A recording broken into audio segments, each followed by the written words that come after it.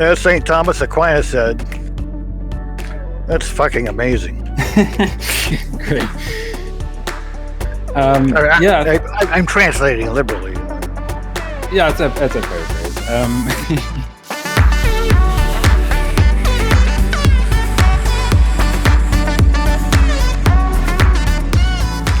Welcome everyone to today's AMA, where we're very pleased to have Professor John Perry. He is Professor of Philosophy Emeritus at Stanford University and Distinguished Professor of Philosophy Emeritus at University of California, Riverside. He has made significant contributions to philosophy in the fields of philosophy of language, metaphysics, and philosophy of mind. His books include, but aren't limited to, The Problem of the Essential Indexical, Identity, Personal Identity and the Self, Frege's Detour, an Essay on Meaning, Reference and Truth, The Art of Procrastination, and more. He also has many published papers. Feel free to add anything, but with that, welcome Professor John Perry. Well, happy to be here, or there, wherever I am. Great. So I think, personally, some of your work that I first came across was your work on essential indexicals in the philosophy of language, and those being terms like I, here, and now, and so on, that occur in some thought or intentional context that cannot be paraphrased away in that intentional context or when reporting that intentional state. So I was wondering what you think the sort of lasting significance of these are, and some of the relevance to issues of self-knowledge, if there is any. Well, so what I meant by essential indexical was not what many people who only read the examples, didn't read the whole article, have thought that I meant. I don't mean that indexicals are essential to thought, but I think they're essential to certain kinds of explanations and statements. So my example was, I follow a trail of sugar on the supermarket floor, trying to catch up with the person who's making the mess and telling, and then I realize it's me. Look down at my cart, and I say, I'm making the mess. Now, the word I just stands for me, according to the best theories of indexicals, right? It stands for the speaker in the context. But my explanation somehow doesn't mean the same thing as if I'd said, John Perry is making the mess. Now, my theory, based on all this, was that you have to really distinguish between how and what when you're thinking about human cognition and most other things. Most clearly in the case of action, right? You got a way of scratching your head, right? There's lots of ways of scratching your head, but we all have a way of scratching our head where we put our arm up above our head and move our fingers. And the point is, it's the same way for everyone, but what we each do is different. You scratch your head in the same way I scratch my head. That seems pretty trivial, but I think it's revolutionary.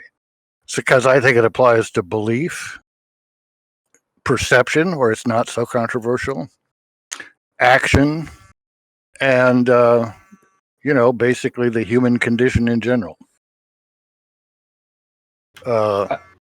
So in the case of self-knowledge, or you want to ask another question before I just go on for an hour or two? No, go ahead.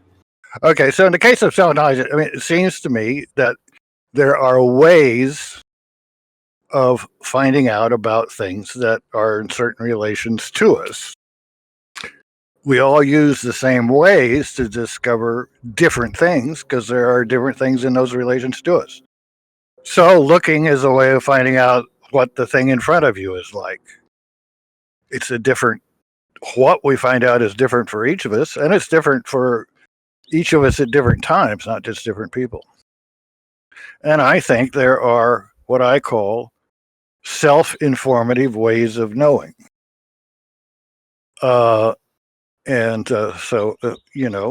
Seeing is a self-informative way of knowing what's going on in front of someone. The someone that tells you what's going on in front of is you. Excuse me, same for everybody. being hungry is a way of knowing that someone's hungry. And the person you know about is always you, the same person who feels the hunger. And so once you realize this, you kind of have to quit searching for what makes your self-knowledge about you. What makes your self-knowledge about you is that you have it. So, very unsatisfactory answer if you want the self to be kind of mysterious, but I don't think it's all that mysterious. Anyway, Right. so looking at some of your past topics, it looks like your readers know a little bit about Frege. So, Yeah, I actually have some questions about Frege. I mean, if you want to say something, right? No, I'll wait for the questions. Sounds good. I just want to follow up on the essential indexicals. So one thing that I had drawn from it myself, and correct me if this is incorrect, but that a sign that you have an essential indexical is that,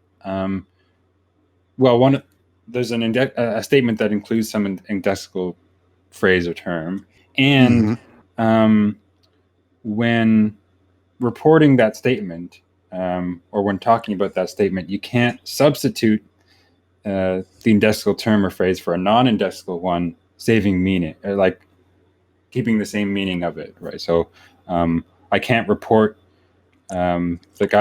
accurately report the guy's belief in the supermarket, replacing I with his name, because I'm committing some sort of intentional fallacy. Is that sort of a reasonable way to look at it, or is that missing something important? Well, I don't think it's quite right. It's not so much as it's wrong, but I don't think that's the central point that I was trying to make, especially when I look back on it 40 years later.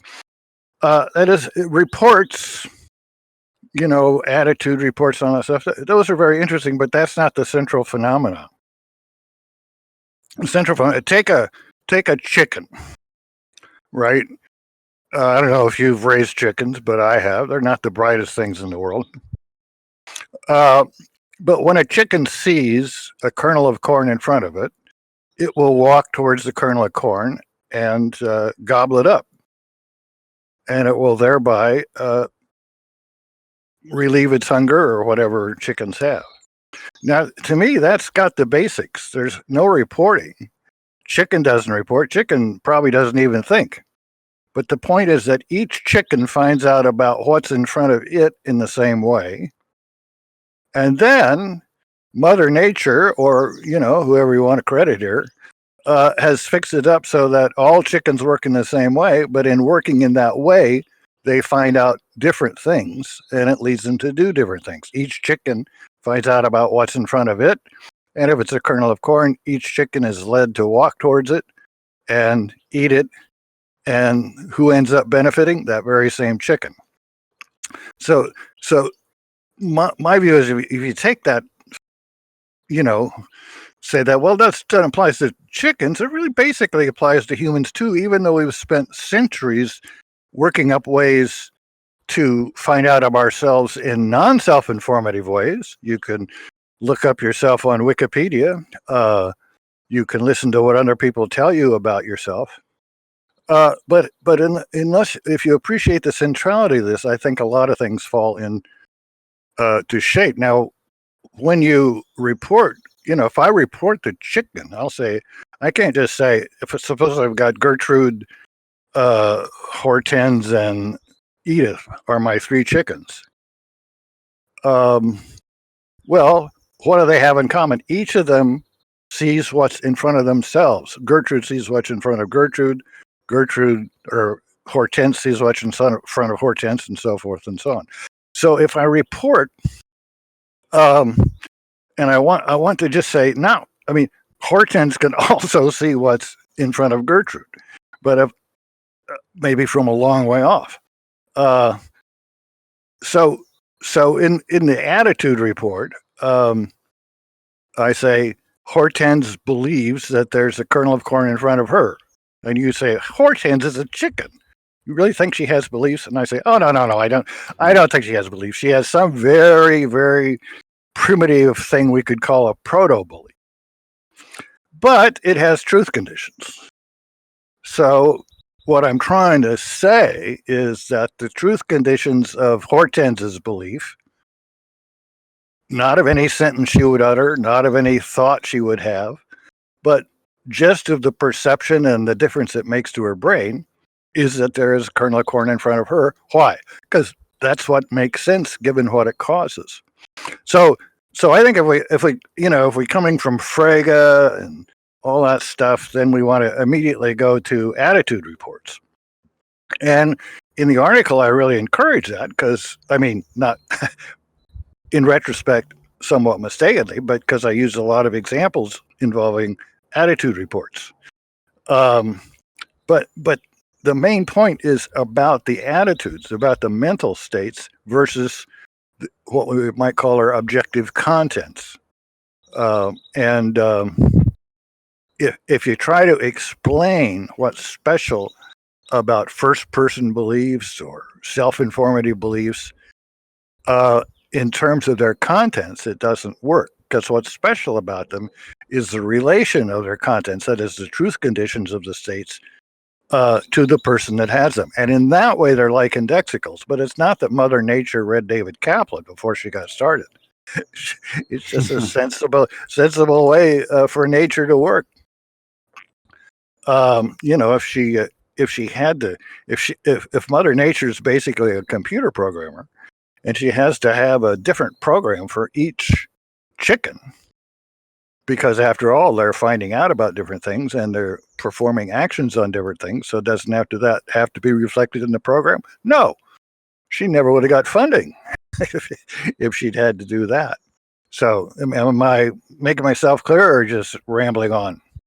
No, that's helpful. So the idea is that it's not even primarily about attitude reports, but about accounting for the sort of the mental states and behavior and the situation of individual subjects in a sort of way that think in this way and engage in the world.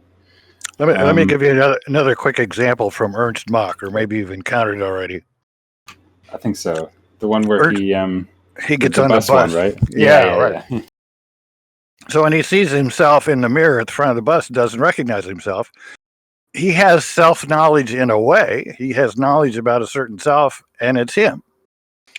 But he doesn't have it in the way that we think of as self-knowledge. When he recognizes that it's him and goes from thinking, that's a shabby pedagogue, to, oh, I'm a shabby pedagogue, then he has it in the first-person way, or what I call a self-informative way.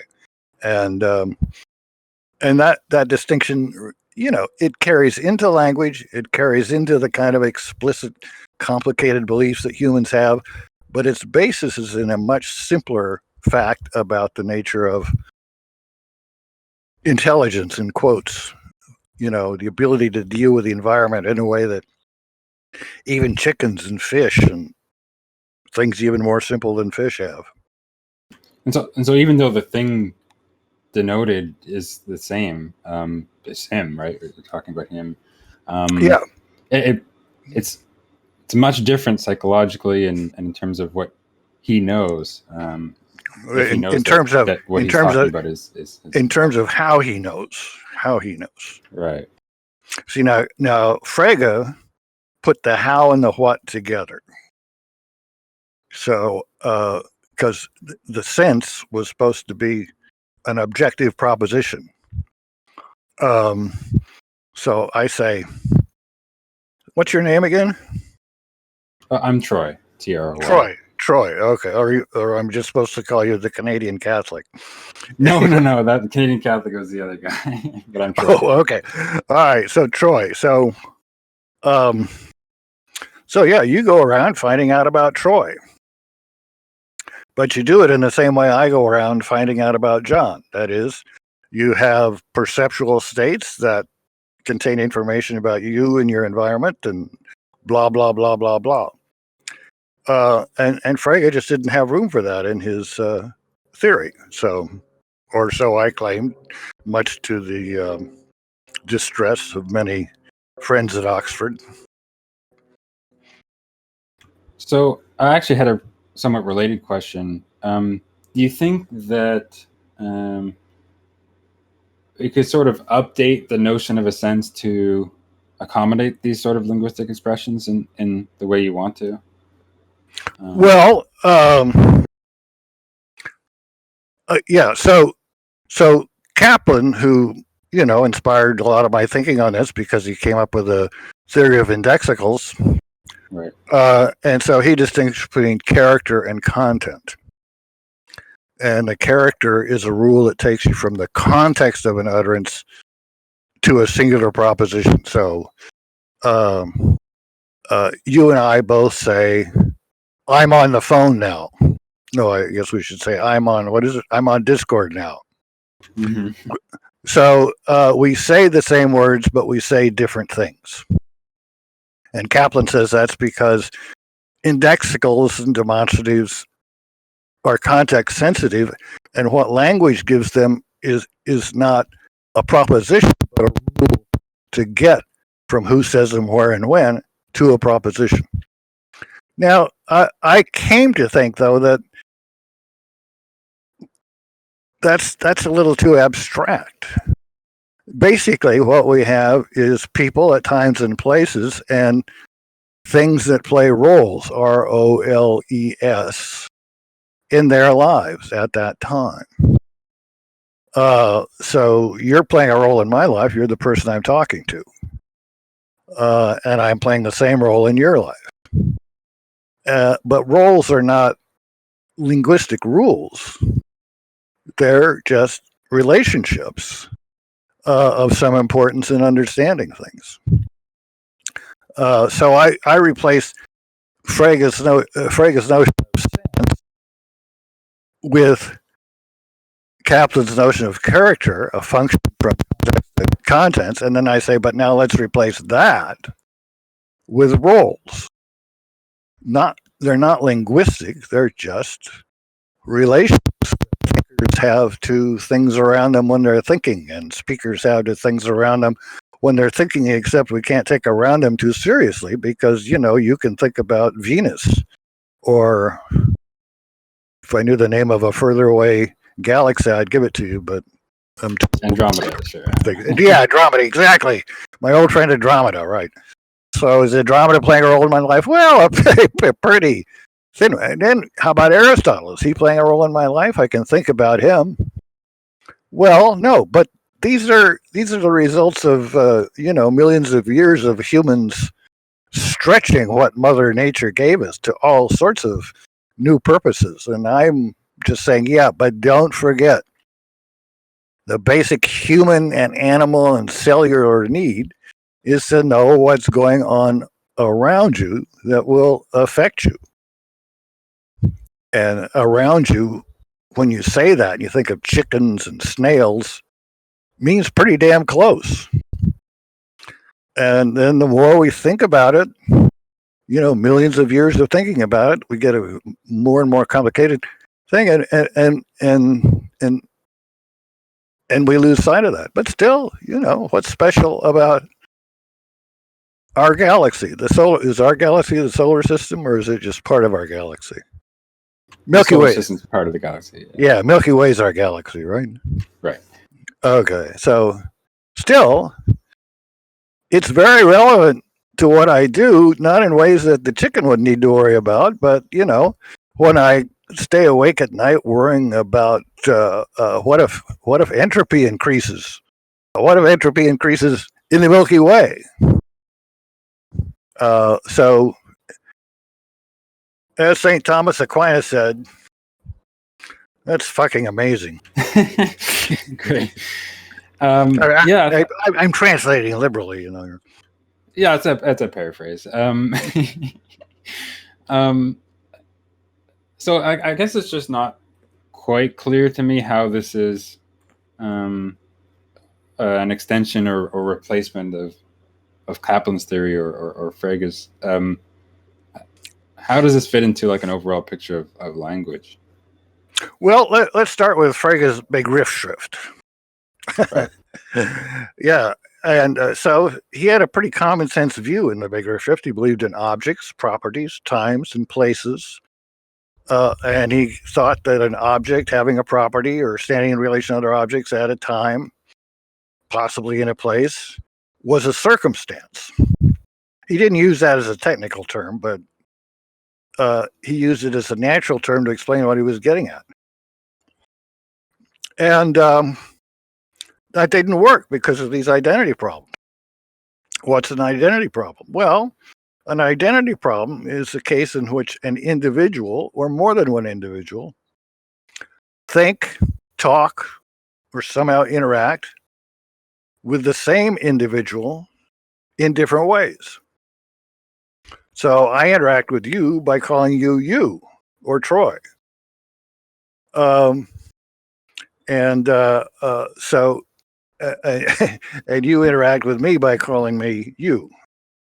So we both have the same way of referring to the other person we're talking to, namely you, but we refer to different people. Well, okay, how about Venus, or how about Hesperus and Phosphorus, two names for Venus? Well, that was the kind of case that bothered Frege. In that case, of course, intuitively doesn't depend on indexicals, but it still underlines, got the same thing that you need to do. You need to distinguish between the way you're referring and what you're referring to. And he did that. He said, look, to get at the cognitive significance is one thing. To get at the circumstance is another thing, right? You say, I live in Toronto, was it? I'm actually in Ottawa. But Ottawa. Okay, I'm in Ottawa, and I say Troy's in Ottawa. Well, have we said the same thing? In terms of his old notion of a circumstance, we have. Our sentences stand for the same circumstance. But in terms of how we're doing it, and therefore the conditions doing it puts on us and the time at which we do it, we're doing it in different ways. So Frege's theory of sense and reference is in my view, a way of making the distinction between how you do something and what you do. Unfortunately, he screwed it up. He decided that once you have this distinction, you don't need circumstances anymore. All you need is truth values, right? And that's all science needs, is the reference of expressions and the truth values of sentences of which they're a part. Everything else isn't a matter of reference, it's a matter of sense. And, that was cool, and it kind of revolutionized a lot of thinking. And what we think of as a predicate calculus basically just takes this truth value, an extensional idea, the notion of a model. All that stuff is based on Frege's theory of reference. But the next generation of philosophers decided to do away with Frege's theory of sense, like people like Quine, Davidson. That's where we got present day philosophy of language, which is pretty much a disaster in my humble opinion. but I'm kind of wandering all over the place. But the point is that Frege wanted senses to be different than references and to correspond to the way you were in touch with or perceived or talked about the reference. But he didn't take the step that Kaplan did and say that these weren't objective, in the sense that different people, different situations, different times don't all get the same results with the same, I'll put sense in quotes, because, so that's why we need to replace senses with roles. So the way I think of it, roles do the work in my theory of everything that senses did in Frege's theory of almost everything, and that characters do in Kaplan's theory of indexical sentences in language, which is a very narrow part of the whole problem. Making any progress here? Yeah, I think so. So part of the idea is that although Frege partly captured the sort of his theory is right in some respects, it's not his notion of a sense isn't sensitive to all the things that we could mean or things of cognitive significance, and we need something. We need to update it in some way, as Kaplan did, or as you are doing, to be sensitive to those things like the indexicals and so forth. Is that in his essay, The Thought, which was written years after he came up with his theory of sense and reference, after he had written his Grundgesetze and been disappointed and so forth, he returns to the sense, and he does talk about indexicals. And with respect to the word I, he says roughly, there's a special, let's see, he doesn't use the word sense, he uses this other phrase, he uses a way of being acquainted or something like that. But let's say sense. There's a special sense that each of us has that has ourselves for the as its reference, and no one else is referred to by that sense. Now, that's a little ambiguous because of the quantifiers that are implicit at the beginning. Is he saying there is a sense, same for all of us, and we each use that sense to think about ourselves, and we can't use it to think about anyone else, and no one else can use it to think about us? If that's what he meant, he would have been right, in my humble opinion. And it's not too humble an opinion, because I spent a whole year thinking about that sentence before I decided, contrary to all my deeply held principles, Frege was wrong about something. But it'd be wrong to say that we each have an individual sense? Is that yes, because if you reverse the quantifiers and say, there is a sense for each of us, there is a different sense. Yes, for each of us, there is a sense, and rather than there is a sense for each. So you got the individual out there. Say, take any person or any time for that matter, or any place for that matter. Take any person, and there is a sense that for that person picks out that person as reference.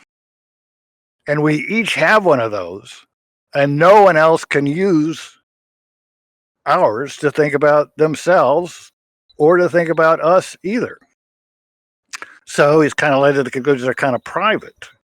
What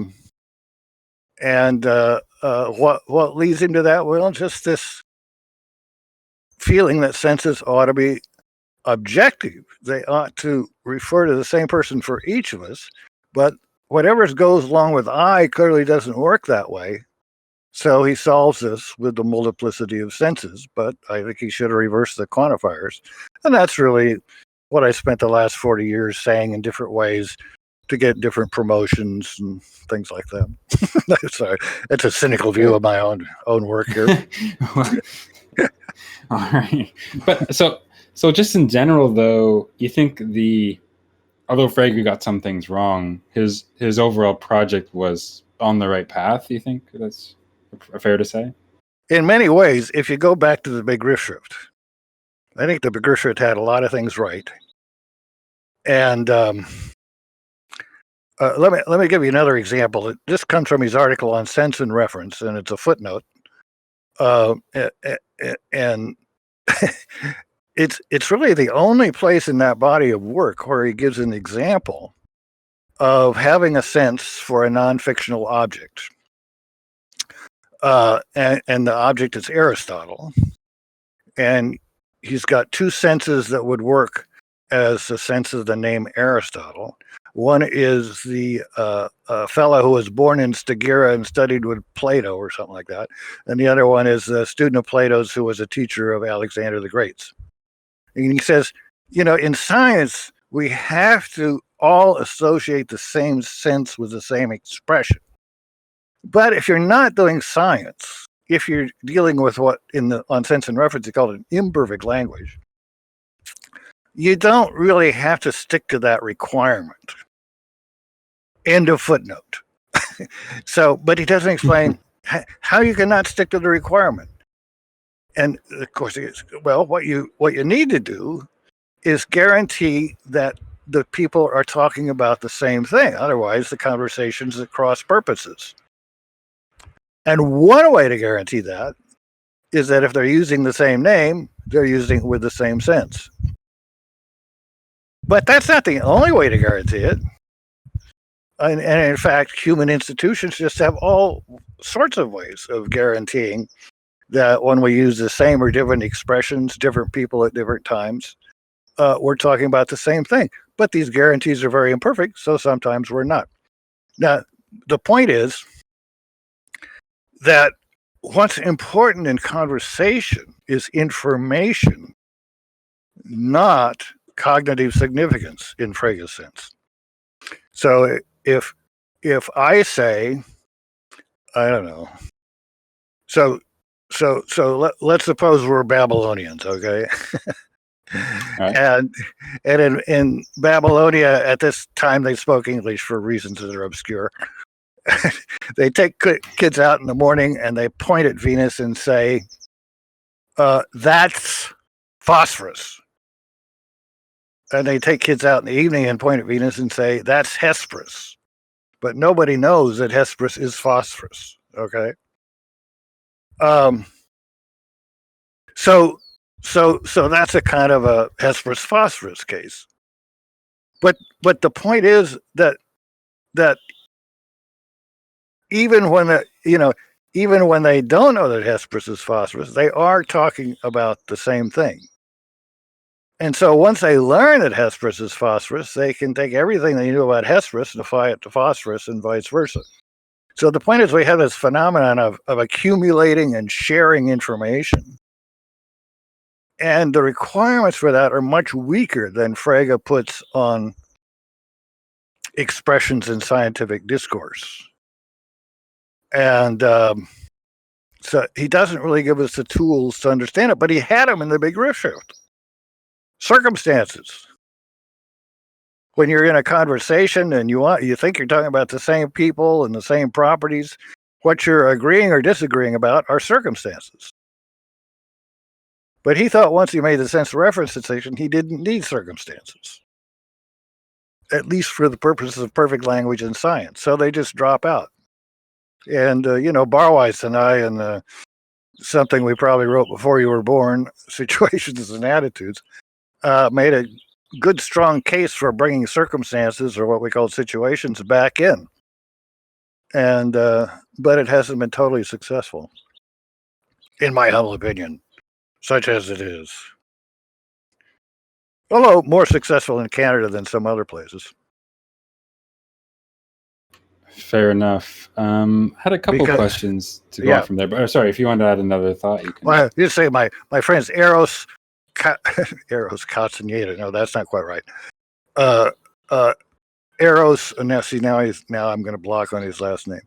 Okay, Richard Vallet and my friend Eros both ended up, in Quebec, and they both like what I call a reflexive referential theory. So that probably means, 0.5% of Canadian philosophers like it. And that's probably the biggest percentage anywhere in the world. Well, you have a book called Reference and Reflexivity, right? Is that you explore some of those issues there? Yeah. Then I have a book that just came out called Revisiting the Essential Indexical, where I go over some of the criticisms that were made, particularly by Herman Kaplan and Josh Deaver, and explain how they just didn't have it right. And so, since this is 50 years after I wrote the article, or 40 years, I'm better at explaining a lot of it. So, you should run to the store and buy it. Or, I was going to say, yeah. Or just send me your email and I'll send you an online copy as long as you don't tell my publisher. Oh, that'd be great. Yeah, I'd look forward to reading that. I wasn't even aware that you had a new book. Well, it came out right at the beginning of the pandemic, so. Oh, fair enough. Canadian Catholic did have a question if he wanted to ask it. Yeah, Dr. Perry, I believe you know me. Thank you so much once again for doing this. I actually have a couple of questions, to be honest. But Okay. so let's start with this. You have done some work in metaphysics. Perhaps a lot of people don't know that as much as they know your contribution to language, but I was actually recently reviewing that. So basically, what are your takes on the free will debate? Do you think that many of the incompatibilists are simply misguided, or do you think there still is something there? Well, I'm actually working on a book on freedom and determinism right now. I mean, not right this minute, but and so I've been thinking about it a lot for the last few years. I am a compatibilist. That is, I think freedom and determinism are compatible. I think free will is it's a term with more of a history, and so I distinguish the problem of free will and determinism and freedom and determinism. But and with freedom and determinism, I'm mainly interested in what they call a consequence argument. Von Inwag, Genet, Wiggins, which is a very intuitive argument. And it says, look, if determinism is true, then go back a couple million years and take the state of the entire universe at that time. And then conjoin that with the laws of nature, assuming determinism is true. Everything that happened since then will be entailed by that conjunction of the laws of nature and the statement that expresses the state of the universe. And it's a logical consequence. That's kind of where the term consequence argument comes from. Not just a causal consequence, that's clear if you believe in determinism, but if you look at it in the right way, it's a matter of entailment. And you can't just say that if something is entailed by things that you had no control over because they happened millions of years ago, that you have control over what they entail. That's the consequence argument. Now, my book is called Wretched Subterfuge because I think that Hume was right in 2 or 3 sentences he wrote in the Inquiry. And I could go on it, but the basic idea is this. Hume said you're free if your own, the determinations of your will determine what you do. Okay? So let me give you an example. Suppose Troy and Canadian Catholic, you have another name? You don't understand. Yeah, my real name is Joshua. Troy and they're showing me around the woods just outside of Ottawa. And we're going down a path.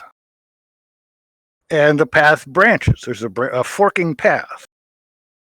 And Troy says, now that fork goes to, I don't know, Toronto.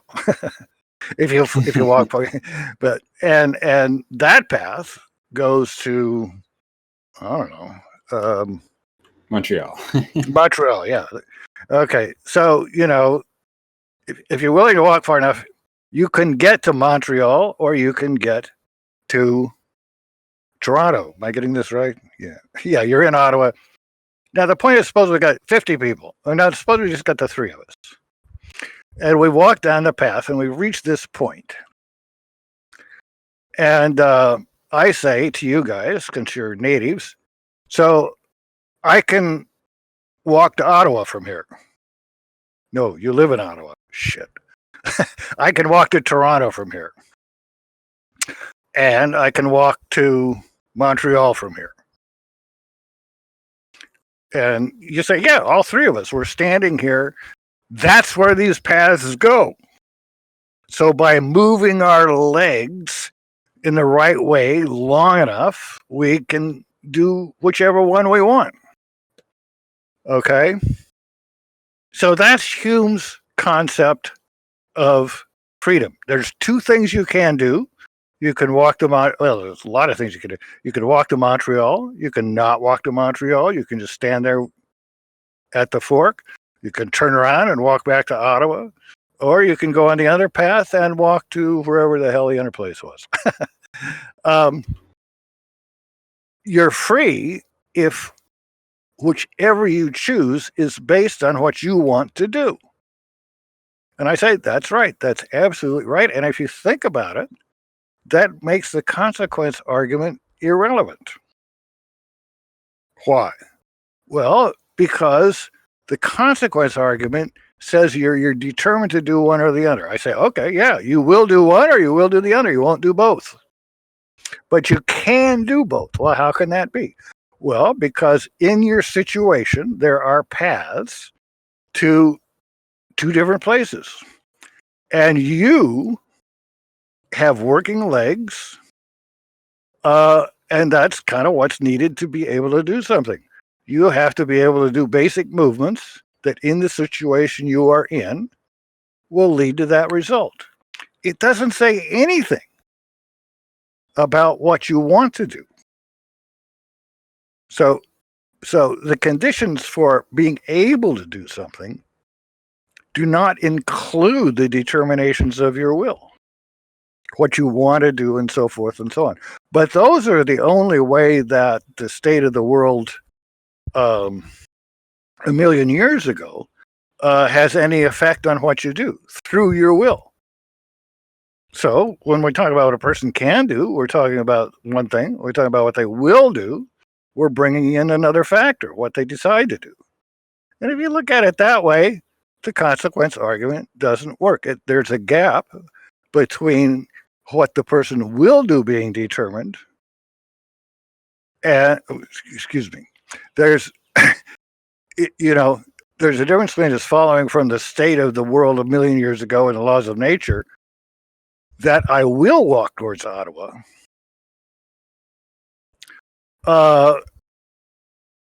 There's nothing I can do about that. If it's determined, I will do it. But that doesn't mean but the fact that I won't walk towards Toronto does not mean I can't walk towards Toronto. Why? Well, because whether I can do something just depends on the basic actions I can perform and what the results will be. That, to me, is the essence of Hume's insight. And Kant called Hume's idea a wretched subterfuge. And William James called it a quagmire of evasion. So it hasn't appealed to everyone, but I really like it. So I'm a compatibilist.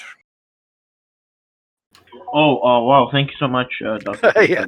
Yes, for clearing the whole problem up for you, or for clearing up to you what I am. Both.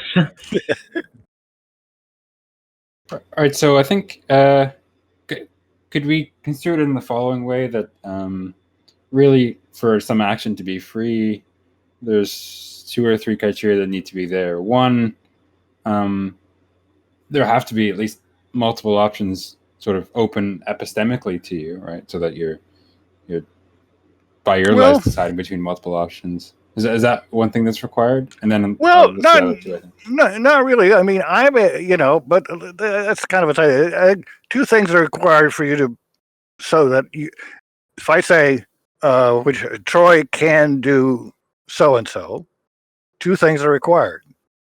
That Troy have a repertoire of basic movements he can make and thereby perform what philosophers call basic actions.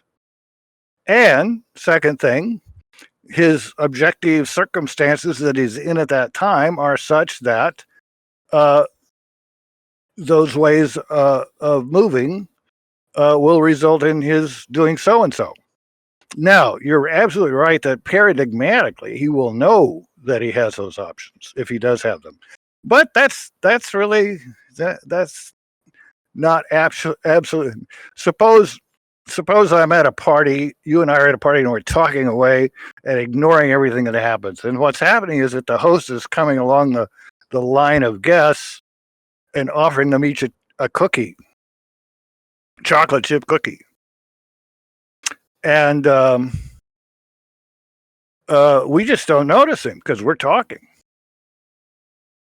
And then later we notice everybody has a cookie. And I asked first next to him, where did you get a cookie? And he says, you could have gotten a cookie. You could have gotten a cookie. You could have refrained from getting a cookie. You didn't really do either because you didn't even notice there was a cookie being offered. So epistemically, I didn't know I could get a cookie, but it was true that I could get a cookie because at that point, I had the ability to smile and move my hand towards the tray and close my fingers around a cookie and put it in my mouth. There was nothing that, I didn't have sudden paralysis or anything. The reason I didn't do it is because I didn't know about it. If I had known about it, then my always present desire to eat a chocolate chip cookie would have led me to do it. And then my wife would have said, "Why'd you eat a chocolate chip cookie? You know you don't need the calories." And the right response would be, yes, I could have refrained from eating a chocolate chip cookie, and I could have eaten a chocolate chip cookie. But since I wanted to eat one, I freely took that choice. That's my view. I don't think it can convince much of anyone, but I say in the book that my ambition is to irk famous philosophers, because that's what Hume did with his theory of the wretched subterfuge, like Kant and William James. So with me, it's going to be von Inwagen and Carl Genet.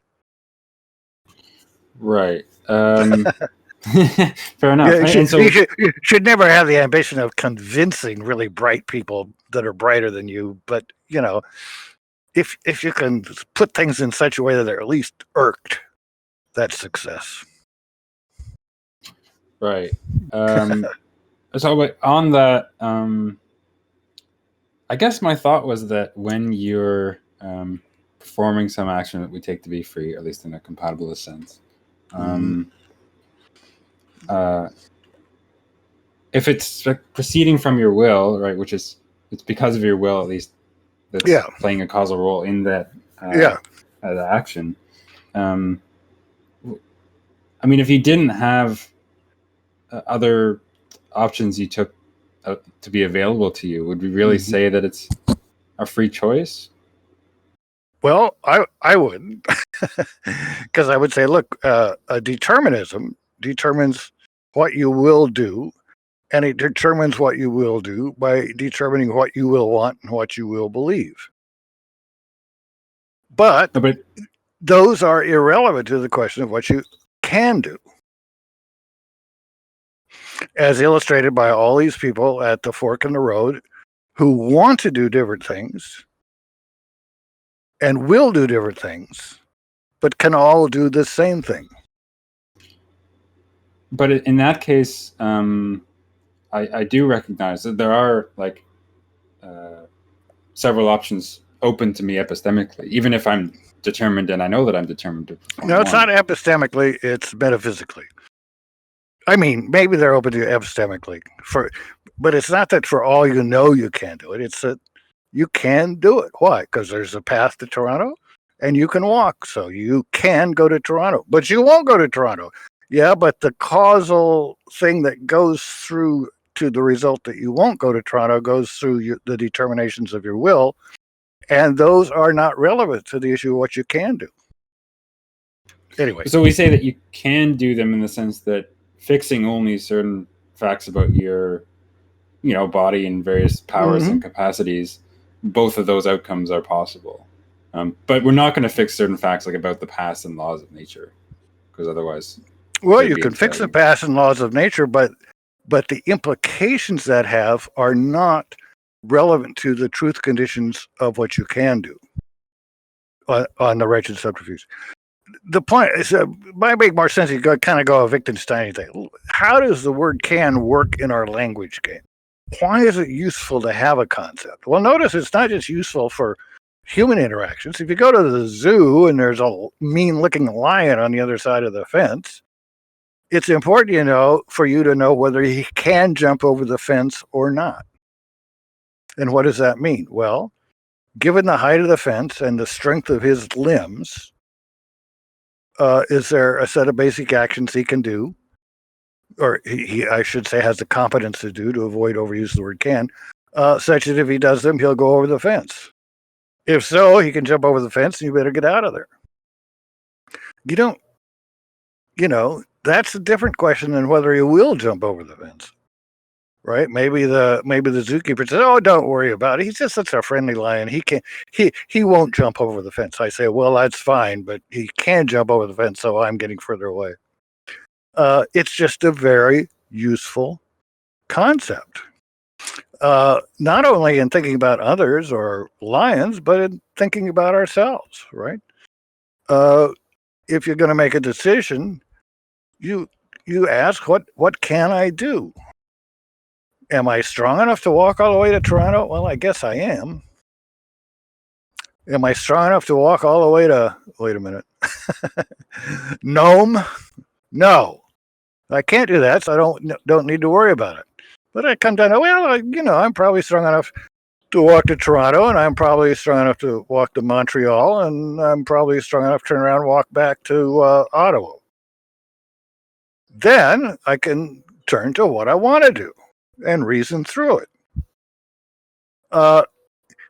Can was a stop on the way to the decision that involves certain facts. It didn't involve knowing what in the end I would do or really what I wanted to do.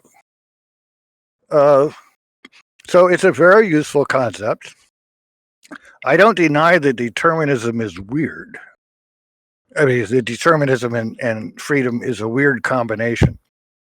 But in the end, they're compatible. So can there's a sort of notion relevant to like practical reasoning and not necessarily, I don't know, reasoning about the deterministic structure of the world? That might not be really relevant. Right. I mean, if you're reasoning about what's going to happen to your plumbing, right? You're not going to be able to know for certain what's going to happen to your plumbing.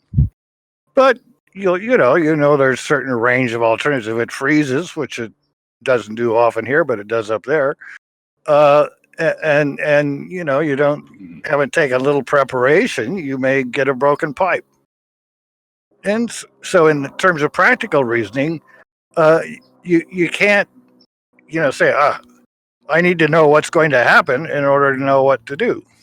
No, you need to know what can happen. But what will happen has been determined by, maybe not factors like how cold it was and how healthy the pipes were. So only one thing can happen. So how can it pay off to think about what can happen? Well, that just doesn't deal with the useful concept of can that we have. And as important as it has been for philosophy, it's not that complicated a concept, in my humble opinion. I actually have great sympathy for that approach. I mean, when we talk about can, it's a modal notion, of course, and it's somewhat ambiguous over what sense of modality we're talking about.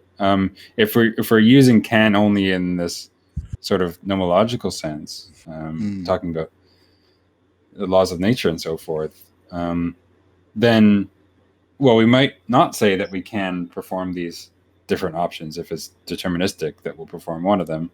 But that's not going to be the sense of can or modality that's going to be relevant for practical reasoning and for attributions of freedom and so forth. Exactly. Take Martin Luther. Very relevant to the Canadian Catholic name of this program. So Martin Luther said, he was supposed to recant, then he wouldn't be under arrest anymore.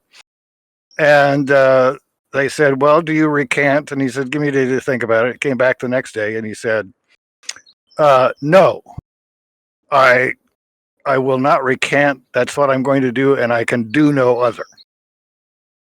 Well, that's what I call the can of duty. Luther made a promise to himself and a promise to God, I'm assuming, that he would not go back on what he said on the thing he nailed to the door of the church or whatever it was. So it was not possible for him to recant and be true to his promises to himself and to God. So that's a perfectly good sense of Kant. take me. I missed my chance to get a cookie, but I realized I could have gotten a cookie if I'd been paying attention when the guy came by. But I could also say, oh, well, I couldn't get a cookie because I didn't know he was there. That's a perfectly good use of can, but it's not the same use of can. It's the probability that I would reach out and get a cookie when I didn't even know there was one there to be had is extremely low. But I'm claiming the can that's relevant to freedom is neither of those cans. I think Luther could have renounced. He could move his lips. He could say ego renuncio or whatever it would be. And he actually did say it both in Latin and in German, but having looked it up, I forget the details. So in my sense of can, in Hume's sense of can, in the sense of can relevant for compatibilism, he could have done something other than he did do. In the sense of can of duty, he couldn't. So anyway, it's a great book. Well, no, it's probably not a great book, but it'll be worth a couple bucks. Awesome. And so, like in response to someone like Van Inwagen on the consequence argument, you would be denying the beta rule or the updated beta rule, which says that if you don't have control over the past and laws of nature, and you don't have control over what they entail, and they entail some outcome, then you don't have control over that outcome. In the sense relevant for freedom. Yeah. It's in all of the consequence arguments, including Van Inwagen's, there's a point of transfer. That is, you say, well, you had no control over the laws of nature, you had no control over what happened a million years ago. What you're doing now is a causal consequence or a logical consequence of those things. So you have no control over it. That's what I call the transfer step. But usually it's just therefore. Then in the consequence arguments in his book, he gives more of an argument. But there's always this gap. The gap between you won't do it and you can't do it. It certainly follows from the fact that you're determined not to do it, that you won't do it. But does it follow that you can't do it?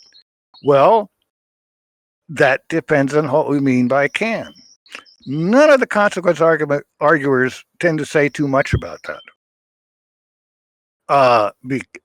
But they all take it to be obvious that if it's impossible for you to do it, you can't do it. But I don't believe that's true. I think it can be causally impossible, given the laws of nature in the past, for you to do it, even though you can do it. I could have walked to Ottawa, but I would have been nuts to do so. Now, there is another thing going on with Van Inwagen and most of the others, which is the slide from causation to entailment. Intuitively, freedom and determinism is a causal issue, right? So, I mean, depending on your theory of causation, my theory of causation is whatever theory is the simplest that Thule doesn't think it's crazy. Whatever. Anyway, so it's about causation. I mean, if the laws of nature, and the state of the world 1,000 years ago or 1,000,000 years ago, and determinism is true, then that state of the universe 1,000,000 years ago is a remote cause of you doing what you're doing now, right? Well, yes, and that's one version of the problem. But causation is really quite different from entailment, and it doesn't give you anything like the consequence argument on its own. Entailment's a relation between propositions, not between events. Propositions are a big mystery. Maybe events are too, but at least it's a different mystery.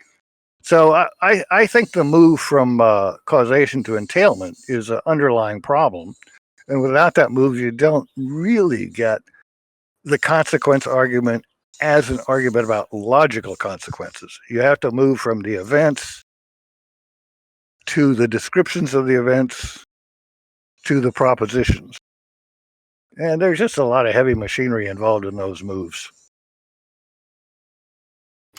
Fair enough. Fair enough, right? I mean, there's a lot to unpack there and discuss. Yeah. And Well, of course, other sorts of incompatibilist arguments like, well, actually, I was thinking about bringing up like Strawson's basic argument against freedom.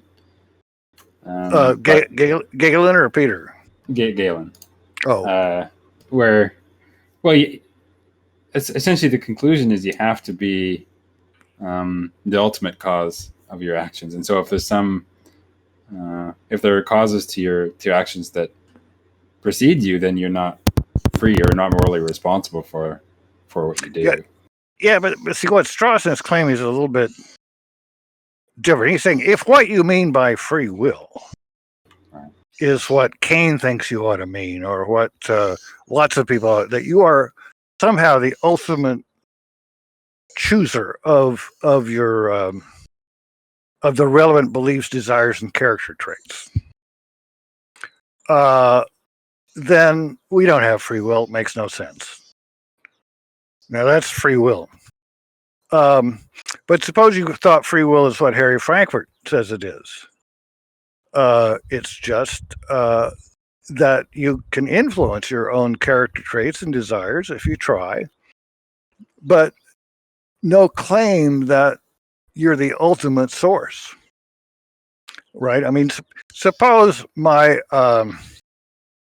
I got 3 kids and 10 grandkids. They're all grown up, and all of them I've tried to be a good influence on their morality. And that was a causal process. I thought by sitting and talking to them, going through some examples, it'll have a lasting effect on their sense of what's right and wrong. So they're not the ultimate cause of their beliefs about right and wrong and so forth and so on. But still, they have those beliefs, they have the desires, and they may lead them to form new desires, or they say, may wake up one day and say, "Hello, I'm being a schmuck. What would my grandmother say about this?" Well, so I'm going to go to a 12-step program, so I'm not just schmuck anymore. So they're having an effect on their own desires, but you don't need this ultimate stuff in it. So I think Galen would agree with that. I mean, he's just showing if you have this ultimate cause conception of free will, that's nuts. Now, he may also believe that's the right conception of free will. That's a hard question, because like freedom to me is a simple, useful concept that's been around since before language. Free will is related to all the problems of freedom, but it's really a much more complicated concept that's been influenced by Plato and Aristotle and Augustine in particular, and Aquinas and Luther. So the term free will has all kinds of connotations and historical associations that I don't think the term freedom does. And so the current terminology, if you buy an anthology on free will, it's going to discuss freedom and determinism. But I think there ought to be anthologies on free will and anthologies on freedom and determinism, and anthologies on both. But anyway, I'm rambling on here, but you get the point. Right. No, that's great. So actually, if I want to change topic back again to more language, I had a few more questions. One was about names and proper names, and I was wondering where you stand in the debate on, well, do names have a sense, or are they definite descriptions, or of the people who in the latter 20th century have argued somewhat famously that names are perhaps directly referential and don't have any definite descriptions attached to them or something like that. What do you think about that debate? Well, I agree with the third group, but I wouldn't use the term direct reference, which seems to be an incredible joke. I mean, what do I mean? Well, what do we mean by direct reference? Well, if Russell used it, he meant no intermediation by anything, right? You can name one of your own sense data. That's about it. The things with which you're directly acquainted on history, right? Yeah, but modern philosophers mean by direct reference, they mean not indirect in the way that Frege thought. And then they say, look, when I refer to Aristotle, it's direct. It's in virtue of a historical chain. Well, that doesn't sound very direct, right? I mean, Mrs. Aristotle, whatever his mother's name was, and her husband say, let's call this kid Aristotle. We'd hereby dub him Aristotle. And there's a causal chain from that event to you're giving a lecture to your intro course in which you use the name Aristotle to stand for Aristotle. It's, a 3,000 year long causal chain. That's direct reference. So, I mean, I think direct reference is about the most misleading term you can have, or even Kaplan's theory. When I say today, I refer to March 30th, 2021. What's direct about that? You have the meaning, and then you have the context, and you need the meaning, and then you need to follow the meaning through the rules of the context to get to March 30th, 2021. That's not direct. So, yeah, if you say, do I believe in Frege's theory of proper names having a sense that determines their reference? No. I believe in the historical chain theory. So like Gareth causal Evans. theory? Yeah, causal theory. I have a version of it in my book, Reference and Reflectivity, that I think is quite adequate. But I just, call it direct reference. My God, that's like saying. Is at best very misleading. Yeah, it's at best very misleading. It's kind of like, well, let's just take what Frege said is, well, never mind. Anyway, so yeah. Now, so yeah, even in attitude reports, I think that, like a lot of people, I say, well, what's it? So my kid went out last night and he looked at Venus and said, wow, that's a long ways away. I wonder if it has a name. So I say, so my kid asked whether Venus has a name. Well, that might make it sound like he used the term Venus. So when we give attitude reports and so forth, there's a strong suggestion that insofar as it's possible, we're sticking close to the words they used. But I'm along with, I think, a lot of people these days, maybe Scott Soames, maybe even, that's basically pragmatic. There's the problem from, 1965 on was, it looks like if Kaplan's right about indexicals, Frege is wrong about proper names having senses, that what we say is going to end up being a singular proposition. But how can that be? That means if somebody says Hesperus has no moons and phosphorus has no moons, they've said the same thing. And the answer is, well, it can be right if you bring in enough pragmatics. Now, the point is that same thing won't work with indexicals. Pragmatics, well, anyway, and this is, there is, so that's why, in my opinion, Kaplan's theory of indexicals as being, shutter quotes, directly referential, raises a whole set of problems that aren't raised by proper names being directly referential, because the pragmatic explanations of how weird it seems when you violate when you report a belief or an assertion with a vastly different proper name that most people don't know is proper name of the same object, or at least the person whose attitudes is under question didn't. What's so weird about that? Explain it pragmatically. Doesn't work with indexicals. You've got to bring in something about the meaning, which, of course, Kaplan's theory of character allows you to do. And And then your theory of roles goes a bit further than that, right? yeah, well, I would have just called roles characters, but I thought I better invent a new term because when I used to discuss this with Kaplan, he said, "So you're just going to go off, apply my theory all over the place where it wasn't really intended to apply, aren't you?" And I said, "Yes, David, that's my intention, but I will invent a new term for character and explain that it's not exactly what you said." Right, to help disambiguate the approaches. So what if on the notion of proper names, someone were to, in an attempt to sort of rescue the broadly Fregean picture, say that, well, the names do have a sense or a meaning in that,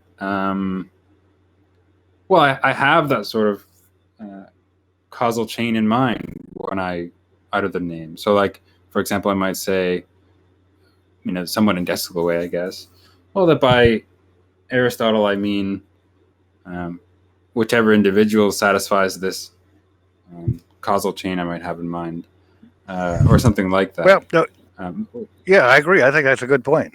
I mean, take John Searle, Right. who thought Frege was basically right, and thought the historical chain theory was bonkers. At least that's what I remember him thinking. Yet Yes. I would say that at some level, Searle believed in the causal chain theory. Well, put believes in shutter quotes. I would say he was attuned to the causal chain theory because he was perfectly adept at using proper names. I mean, suppose you teach your kid to ride her bike.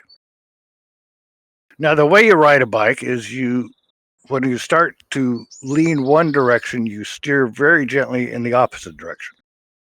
That's just the way it works. So, in a sense, everybody who rides a bike successfully knows that. Believes this is a much more touchy word. So it'd be strange that they believe it. So we invent the word attune. They're attuned to it. At some level, they're aware that that's how it works. Even though for some reason, maybe because they don't have the concepts, or maybe because they worship Frege, or for whatever reason, they're not willing to say it even to themselves out loud. So now, step 2. Okay. Basically, what Frege said was there is a condition that the referent of a name has to satisfy, and it is the name that is associated with that condition, right? Well, the historical theory of names agrees with that, right? We have a name Aristotle. We have a name Plato. They're both names. They have two quite different conditions associated with them required to be their reference. To be the reference of Plato, you have to be the individual in the historical chain that in the appropriate way led to this use of the word Plato.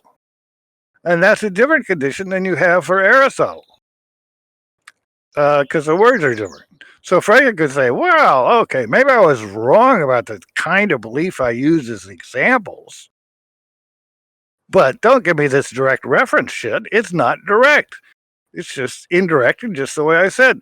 There is a property associated with a name, or more plausibly with the use of a name, and the individual the name refers to is the object that meets that condition.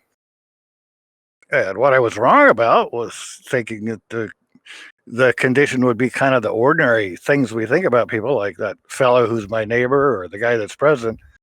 But it's really, there are variations on this much more tenuous but general relation of being historically connected in the right way. But, all these guys, Kripke and Evans, and they all believe in my theory of sense and reference. Well, anyway, so I'm trying to agree with the spirit of what you were saying. I don't know if I managed to do so or not.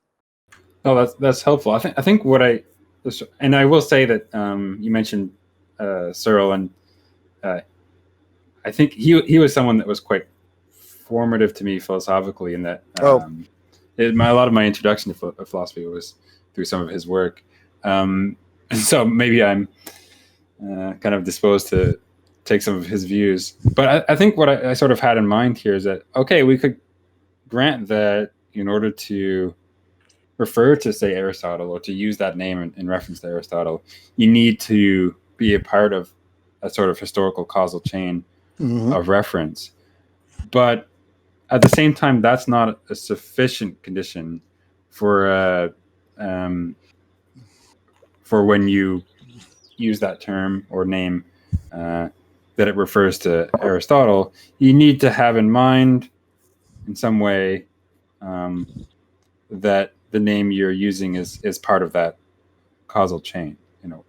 Well, yeah, okay. So I'll give you an example. So you're up there teaching a course on classical philosophy, something I would never try to do.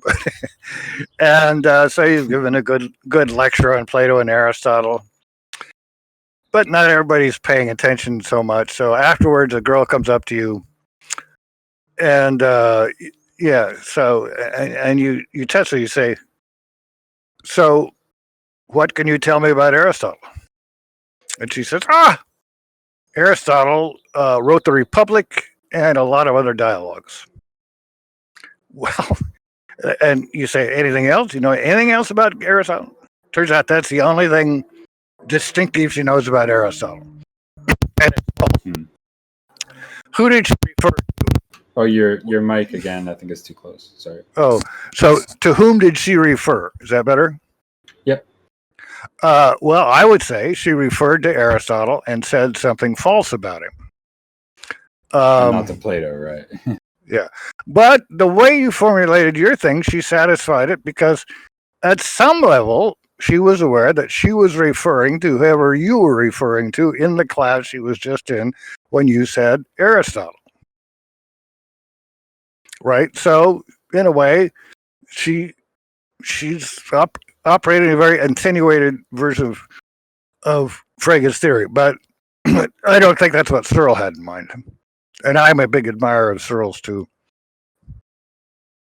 Well, in that case, there's also a division of like linguistic labor going on there. Right? That's right. So instead of maybe I don't really know the necessary conditions for or required to refer to Aristotle, but the experts do, perhaps, and I mean what they mean. Maybe. Well, suppose you join a conversation in the philosophy lounge, and 3 or 4 graduate students are talking about some woman named Rachel, and they're having a lively conversation. You'd really like to be part of the conversation, but you're not quite sure which Rachel they're talking about. Rachel Ray or Rachel Maddow, or I don't know. There must be some other Rachels. Well, you say you can enter the conversation by saying something that you're pretty sure will be either correct or close enough to correct that they'll figure you know who you're talking about. You could say, well, I think Rachel was very precocious, but she's even better now that she's older. Well, that's probably true. If it's not true, then it won't be true. Now, who did you refer to? Well, maybe it's not obvious, but I think you referred to whoever they're talking about. And if it turns out she wasn't precocious and she's getting worse with old age, you said something false about her. But you did at least know that you were going to refer to whoever they'd been referring to, and they were the part of the causal chain that gave you the name to use. So anyway, I'm trying to agree with you, Frege, and Searle, and myself all at the same time. I'm pretty sure. Doesn't Searle give a very similar example to that, if I recall? He probably does. He was a great man with examples. Yeah, that's one thing I liked about his the way he wrote and taught us that fraught with great helpful examples instead of just. No, he doesn't get the in my opinion, the credit he deserves, because his book was called Intentionality.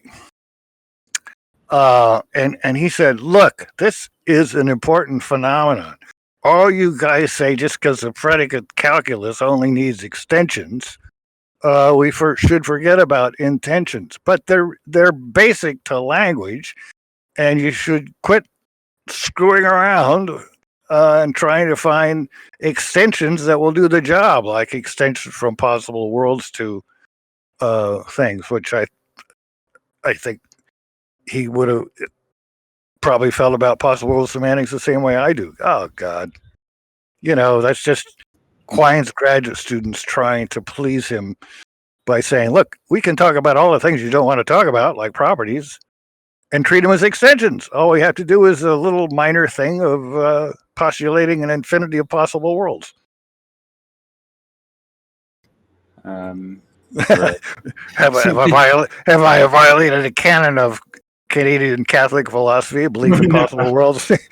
No. Actually, I would have a follow-up on that, but I just want to ask briefly. We've been going for about an hour and a half, and yeah. Do you mind going for longer, or do you want to wrap up soon? Because we have questions. And maybe another 15 minutes. Would that be enough? Yeah, sounds great. Right. So you mentioned some concerns about modality there. Do you have a particular view about modal logic and possible worlds? Some of my best friends are modal logicians. Some of my most gifted students have, as they gotten older, turned to modal logic as what gives their professional life meaning. So I don't want to be completely candid about modal logic, but some of its charms elude me. Right. So Quine thought modal logic made no sense. And he pointed to the problems you have with its logic, like is something isn't necessarily P, is it necessarily P, or is it possibly necessarily P, and so forth and so on, which his teacher, C.I. Lewis, had worried about. And Kripke comes along and takes some ideas of Carnap's and adds some ideas of his own and comes up with this accessibility relation, and it all falls into place. And everybody says, son of a bitch, isn't that great? But it is great. Kripke and I are both from Nebraska, so I admire him greatly for coming from that state and being a brilliant logician. But did I ever worry very much about whether if something was necessarily P, it was necessarily P? Not that there's nothing to worry about, but when I worry about necessity, that's not what usually comes up. I mean, I'm not clear that it tells us much about what necessity is. And Lewis, not Kripke. For Kripke, possible worlds are just models, where instead of taking the function to be from a word to an extension, you take it to be from whatever the word stands for, and it's extension. So you're thinking not about different meanings, but different realities. And so that's great. So you got model, given models a new use, and it tells you what's metaphysically possible and not what's logically possible. That's great. Terrific idea. Then you label the models, and then you have this accessibility relation, and then you prove all these things. That's really terrific. But I don't know that it really explains what necessity is. So I said, well, could iron, could oak trees turn out to be iron? They're very strong. And somebody says, no, that's impossible. It's metaphysically necessary that things that are iron are metals, not plants. And I say, well, I don't know. I mean, I'm thinking of a possible world in which an oak tree is iron. Well, the point is that, appeal to the possible world. And he said, oh, no, there aren't any such possible worlds. Well, I mean, have we really gained anything by talking about possible worlds instead of just the original question? So I'm a little less enthused about modal logic than many of my friends and colleagues, which is not to say I'm not a great admirer of it. And if I could tell the difference between a triangle and a box and keep it straight, I probably would enjoy modal logic. Fair enough. So that, reasoning about other possible worlds and various accessibility relations is perhaps not as useful as some people seem to think to everyday reasoning, or even philosophical reasoning. Well, yeah, I mean, I think Kripke's results are great, but I would like to understand them now that he's gotten them, just like, some mathematician proves something really neat about numbers, but that's not quite the same as understanding why numbers are like that. And so I would like to have a kind of a picture of necessity that was connected with, the philosophy of language and other parts of metaphysics and so forth and so on. And then I could work through and say, now you can see why being necessarily P is not quite the same as being necessarily P. And so why that logic isn't the one we want. Or you say, so you can see why S5, I think it is such an intuitive modal logic, because it gives us these things that if we think about the nature of necessity, should work. I don't think possible worlds helps with that. But don't quote me. All right. Do you think those disputes say, like, for example, a couple of weeks ago we had Nathan Salmon on, and he has argued against S4 and S5 and other systems as the correct modal logic. Do you think those sorts of disputes are substantive and interesting, or so I mean, yes, Nathan's an example point. He was an undergraduate student of mine at UCLA in a philosophy of language course, and it was obvious to me he understood it better than I did. So I think they're substantive. Whether something's interesting is a subjective matter. They interest me, but if I had a choice between spending 5 years thinking about freedom and spending 5 years thinking about modal logic, I'd pick freedom. And then they'd say, well, don't you want to approach that through modal logic? And I'd say, no, not really, unless I have to. But I don't want to discourage anybody else from modal logic. Oh, I would just encourage that they don't think it answers everything. Right, of course. So we had a question on a different issue from Eleanor Cyrene, who was wondering what your view is on morality. I guess specifically like metaethics. Do you have a particular view there? Well, I try to be moral. I think there are, right and wrong systems. But I think Rawls was wonderful. Hume was pretty good. if I were going to try to construct more, I again would start with Hume and his idea that sympathy is the basis of human morality.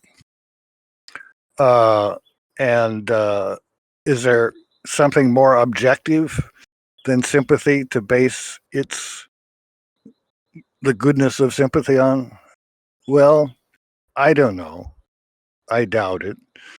God and I have had a very difficult relationship over the last 78 years, right? I once, when I was younger, 12 or so, accepted Jesus as my personal savior and went up to the front of the thing, and I really felt great. But then it was back Lincoln, Nebraska, back to the Bible. Then they sent me some Bible selections. And even though I'd gone to Sunday school all my life, I'd never really paid much attention to it. But so I read these selections, which are mostly from the New Testament, and I was very impressed. And I decided I'd read the whole damn Bible. So I got out the family Bible and started with the Old Testament and thought, Jesus, I mean, not Jesus, but holy mackerel, this is one mean guy. I mean, it was particularly with poor Lot's wife, who just looks back on the place she was raised and where she didn't do anybody any harm, and she's turned into a pillar of salt. And so for the next 60 or 60, 70, 68 years or whatever, I've never been able to quite figure out how to think about it. So I have clear intuitions about what's right and what's wrong. Really, if you think about it, all comes down to this sympathy for others that well-raised people have, which is pretty unsatisfying answer, but I don't have a better one. Do you? Oh, you didn't ask the question, so does she? Well, yeah, I mean, there's a lot of things I would say. I'm not sure what her answer is, but she did want to say that to thank you as well for that she's really enjoying the discussion. Okay, that's Ellen, right? Yes. You're very welcome, Ellen. Yikes! Is that 2:29? Oh no. 2:20. Is that 2:29 your time or my time? My time it is 6:47. Oh, okay. So she didn't say yikes to what I just said, but something I said earlier. Perhaps. I'm not sure. Or maybe this is anyway, I don't know. All right. And I'm not sure how the name is supposed to be pronounced, but CXR had a question concerning linguistic relativity and also known as the Sapir-Whorf hypothesis. Not sure where the sort of language that we speak has at least some influence on our perspectives and beliefs on the world, the way we think about the world. What do you think about this? Well, I don't remember exactly what Sapir and Whorf said, because I read about it a long time ago. But the if I remember my impression at the time correctly, it was, well, they're onto something, and they're onto something important, but they're kind of overselling it. So I think there are lots of basic human needs that show up in individual and society after individual and society, and lots of concepts that are needed just to get through the day that are not have been around since long before there were expressions. But given that, I think the particular way a language is developed and the way I mean, they were probably the first guys, but maybe they weren't the first guys to point out that, Eskimos have 15 words for snow and we only have 2 or 3. I don't know. That's a really important thought, and that, it makes sense given, how their language evolved and so forth and so on. And so I think that's an important thing to take account for. And I don't remember the details why I thought they were overselling it, but I don't know. What do you think? Canadians. I mean, like one of you, I don't know, it was Troy, said a boot. And, Maybe. you know, I have to say, oh, he means about. Is that going to have some significance for our form of life? I doubt it. But But I could be wrong. Well, like, for example, the French have no word for get. Now, that's a fundamental concept in English, right? You get out of bed, you get breakfast, you get your teeth brushed, you get in the car, you get to school, and you get to work. I mean, how could you get by without the concept of get? But, you know, language like French, they don't seem to have it. It's not linguistic. There's nothing wrong with the verb getter, you know. This is sort of a joke, but it's a serious point. right, because there's a word for like to have, like avoir, but yeah, not Yeah, quite the but same. it wouldn't fit that whole, you know. Right. So probably get is not got a meaning. It's just it's like, you know, the F word. It's just something that you can bring up and people will fill in what you're getting at. But on that, like the Eskimo example, I mean, we might think that the fact that they have a bunch of different words for snow. I mean, they probably are carving up the world, or their environment, in a bit of a different way than we would. Perhaps more fine grained. They have different ways of talking Yeah, about snow, and they might think about the world differently accordingly. yeah. I think it's more fine grained. Whether there are inconsistencies between their fine grained and our very broad grained way of doing it, I don't know, but it certainly makes sense because it matters to them what kind of snow there is. To most of us, you know, you're going to shovel slush. That's different than shoveling dry snow, but it's not that different. But maybe, you know, in the frozen north, it really makes a difference. But just consider consider you know, consider professions, right? I mean, people, you know, people like me get by with, say, backache as opposed to headache. But my physician will have 20 different kinds of backaches she can distinguish, and maybe 15 different kinds of headaches.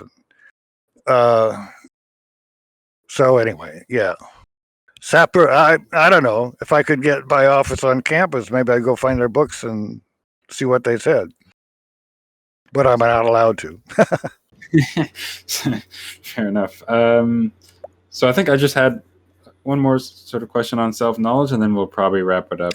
Okay. It's a good thing. I believe in it. It's a good thing. So, yeah, you've written about self-knowledge and stuff, and talked about it here and elsewhere, of course. But I specifically about self-knowledge regarding our own mental states. Mm-hmm. Do you give the same basic analysis for those, or is there are they special in a way about self-knowledge? Well, I mean, of course, they're special because they're knowledge about our own mind and conscious states, and those are special. But basically, we got all these ways that a person has of knowing about themselves. There's introspection, and then there's interoception, I think it's called, and then there's the thing that how you know that your legs are crossed. You know, that's there's how you know that you need to urinate. So there's all these things we know about what's going on inside of us that we know about in a special way that other people use to find about what's going on inside of them. And introspection, how we know what's going on in our mind, is a special case, but it's a very special case because it's the mind, right? Consciousness and all that stuff. But seeing that we know about it is in this continuum of ways of knowing about what's going on, you know, scare quotes, inside of us, or not scare quotes, I think is helpful in not getting carried away with demanding too much of the content of what's known and not paying enough attention of the way it's known. Right. So I don't know. I'm just jabbering on, but yeah. Yeah. What it comes down to it, I would say, yeah, we tend to think of self-knowledge as something pretty elaborate that humans have. And that's great because it's very important.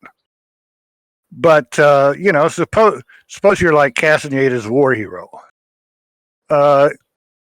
You did a heroic deed. You got the flag to the top of the mountain. Then you got shot. You wandered off for miles and miles. You got amnesia. You lost your dog tags. You end up with a hospital. They don't know who you are. They know you were a GI because you got the right uniform or a Canadian guy or whatever. And so they take care of you. They go through the list of people missing in action. They can't find you, but that's because they got your hair wrong when you enlisted. So nobody knows who you are, including you. But then the nurse brings in a plate full of food and says, "Would you like some food?" You say, "Well, how would I know? I don't even know who I am." No, you just note that you're hungry. You don't say, "Well, no, I am hungry, but I'm not sure whose mouth to put it in." So in a way, you do have a lot of self-knowledge. You have all the self-knowledge that most of the organisms on Earth have ever needed. And what's special about what we call self-knowledge is usually that it's knowledge that's not completely tied to normally self-informative ways of getting information. But it is normally tied to them in that it's the integration of, when Mach sees himself in the mirror and doesn't realize it, then when he realizes, what he do? He takes the information he's learned about the guy he's looking at in this third person way and integrates it with all the information he has that he's learned about himself in the first person way, or to avoid this language in normally self-informative ways. And then that accumulated knowledge affects his normally self-affecting actions, right? So he sees the guy needs to comb his hair. There's a way of combing your own hair that no one else can use to comb your hair. That is, hold the comb above your own. But he doesn't do that. And then when he realizes it's him, he uses this knowledge about himself gained in a not normally self-informative way to guide self-informative action. That's in psychology, they call it passing the mirror test, more or less. But and then he perhaps won't be so shabby at the end of the day. No. yes, and then he combs his hair, or maybe he doesn't because he protests. But anyway, yeah. So, yeah, we're gonna end it around here. Thank you so much for taking part. You've been an excellent guest. It's been a pleasure to have you. Thanks for listening to me ramble on, and I guess you'll edit this thing and take my most stupid remarks and remove them, and take my most insightful remarks and put a few more sentences in there and make them really good, huh? Absolutely. Yeah. Okay.